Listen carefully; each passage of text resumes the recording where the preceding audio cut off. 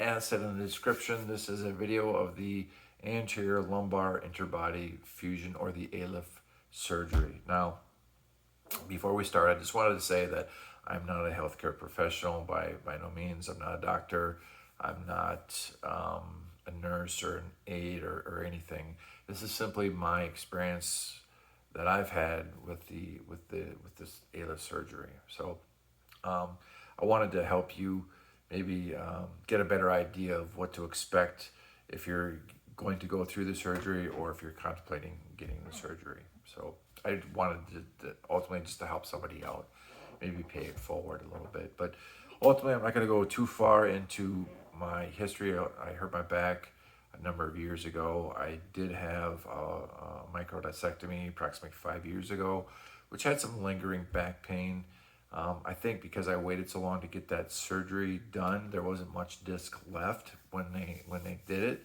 So ultimately, it just kind of progressed and the pain got worse. Not necessarily in my extremities, but more so just back pain in general. So now I had two different opinions on that.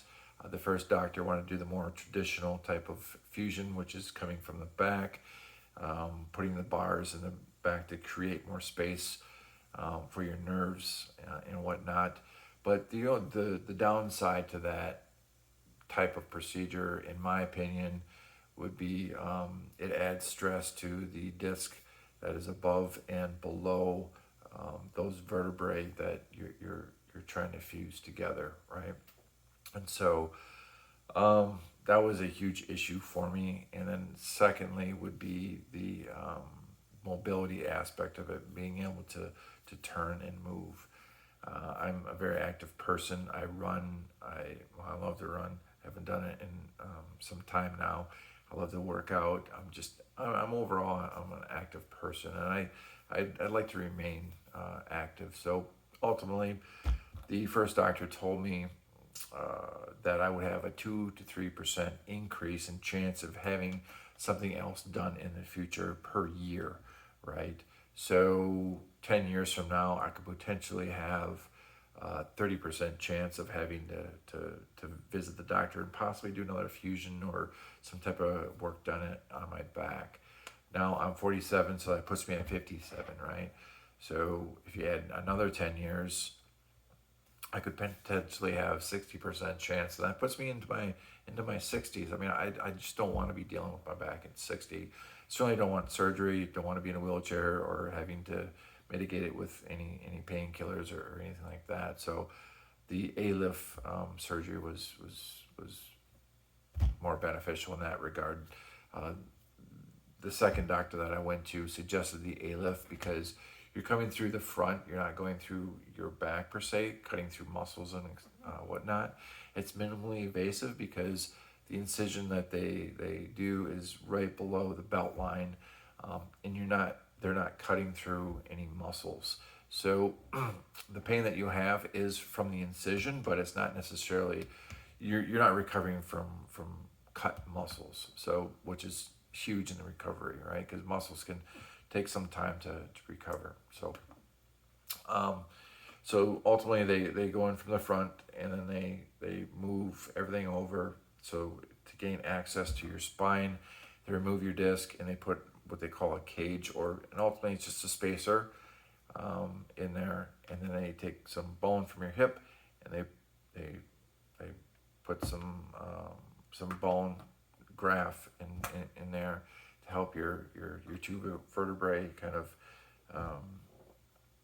fuse together. So this is the same procedure that Tiger Woods had, and as you may know, the following year he won the PGA Tour. So in speaking with the second doctor, I chose the ALIF for one, the minimally invasiveness of it all, the mobility aspect of it, and then the reoccurring issues, and I think that was probably my biggest concern.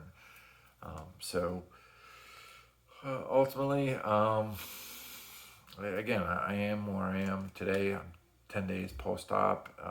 Ultimately, I'm feeling pretty good. I ran out of pain meds probably 2-3 days ago. I'm feeling fine. I am feeling a little discomfort in my lower right back. It's kind of a pinch. Um, and then there is a little bit of pressure. It's not pain, but it's pressure.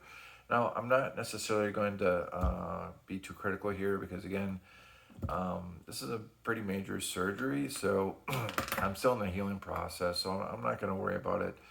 I'm just going to continue moving forward and continue doing what I'm doing on the recovery process of this. Speaking of which, recovery, I am walking about 5-6 times a day. Every 2 to 3 hours I walk maybe a mile or close to it. So that said, I guess I'm walking maybe 5 or 6 miles a day. Now I spread it throughout the day because I don't necessarily know that I can do it all at once. I mean, I might, I probably can, but I just don't want to push it. I want it to be a gradual process. So I'm not really straining anything or potentially hurt myself trying to recover quicker and faster. Speaking of which, I am taking some supplements. Now, I don't know if these things are going to make me recover any faster or not, but I am taking collagen. I do know that your bones are made primarily, like 2/3 of your bones are made of collagen. So I figure that maybe that might help my bones recover or grow faster. I do know that collagen is in your bones, it's in your hair, your fingernails, and your skin. So it's primarily targeted toward to women. However, I just went to the store. I mean, I'm not gonna advertise, but I did go to the store and get some collagen supplements, and I take approximately 60 grams each day for that until I'm going to do that for about a month, right? Because I want to overload my system with collagen, and then after that, it'll just kind of be maintenance. So I'll back down to maybe 60 grams of collagen a day as opposed to the 60, or 20 grams as opposed to 60. I do listen to the doctor. No bending, lifting, twisting, reaching. And when I sleep, I raise my legs. I put a couple pillows underneath my legs. Of course, I do the log roll. Now, I mean, if you're here, you've probably already done the log roll without the surgery, just because you're in so much pain some days. So I'm sure you're going to be familiar with it. But ultimately, you roll like a log. Now, I am a side sleeper, so I flipped my sides, and I had no, residual pain, or I haven't woken up and when I'm in terrible pain or anything by sleeping on my side. So it's just kind of cumbersome waking up in the middle of the night to twist your entire body or to turn your entire body.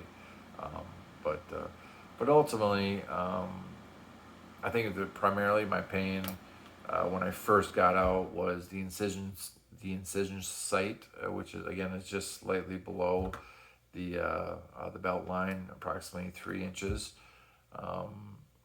I'm having a little bit of pain there, but not much to speak of.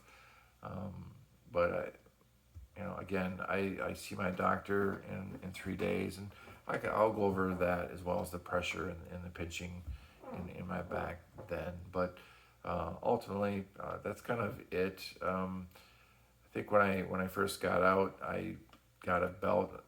My doctor actually got me a belt, and just to kind of show you what kind of belt it is. This belt is like the best belt in the world. I love this belt.